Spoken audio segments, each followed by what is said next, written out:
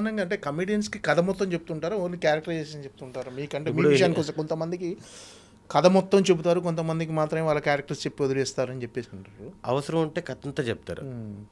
ఇప్పుడు హే భగవాన్ సినిమాలో నాకు కథ అంతా చెప్పాలి, అలాంటి క్యారెక్టర్. ఎందుకంటే ఫస్ట్ ఫ్రేమ్ నుంచి లాస్ట్ వరకు ఉంటాను కదా, నాకు తెలుస్తాయి కదా ఎవరి క్యారెక్టర్ ఏంటి అని తెలుస్తాయి.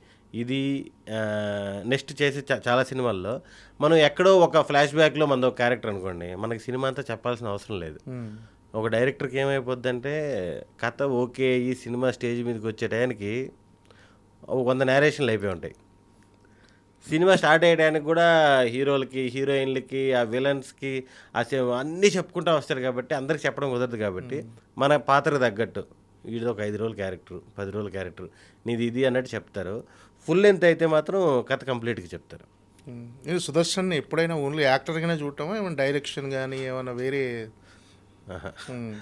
ప్రస్తుతానికైతే యాక్టర్గానే చూస్తారు. దీంట్లోనే ఆ మార్పులు ఈ మార్పులు చేస్తే చాలా, అంతే. ఏమైనా బిజినెస్లు మొదలు పెట్టబోతున్నారు అంటే? మామూలుగా బిజినెస్లు కూడా చేస్తుంటారు కదా యాక్టర్స్. బిజినెస్లో ఇంట్రెస్టే కానీ ఇప్పుడున్న బిజినెస్లు అన్నీ ఏంటంటే ₹1,00,00,000 వేసేసి మళ్ళీ చిల్లర ఎరుకోవడం లాగే ఉన్నాయి. ఏ బిజినెస్లు బాగాలేవు అసలు. ఇప్పుడు ఏదైనా చేద్దామన్నా కూడా దానికి అమ్ముగా బ్యాంకులో డిపాజిట్ చేస్తే వచ్చే ఇంట్రెస్ట్ కూడా రావట్లేదు.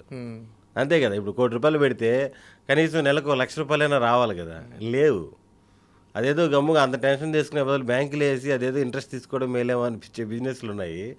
కానీ బిజినెస్ నాకు ఇంట్రెస్ట్, ఏదో చెయ్యాలి. ఓకే, హెవీ ఇన్వాల్వ్మెంట్ చేస్తే ఏ బిజినెస్ చేద్దామని అసలు?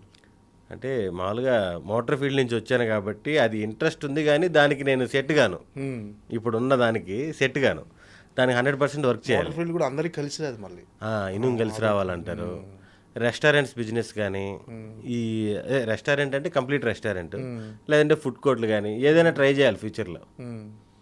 సినిమా ఇండస్ట్రీలో కూడా క్యారవాన్లు, డబ్బింగ్ స్టూడియోలు అయ్యి అనుకున్నాను, కానీ అప్పుడు స్టార్టింగ్లో ఏదో ఒకటి మనం ఇక్కడే ఉంటున్నాం కదా అని అన్నీ హెడ్ఏకే.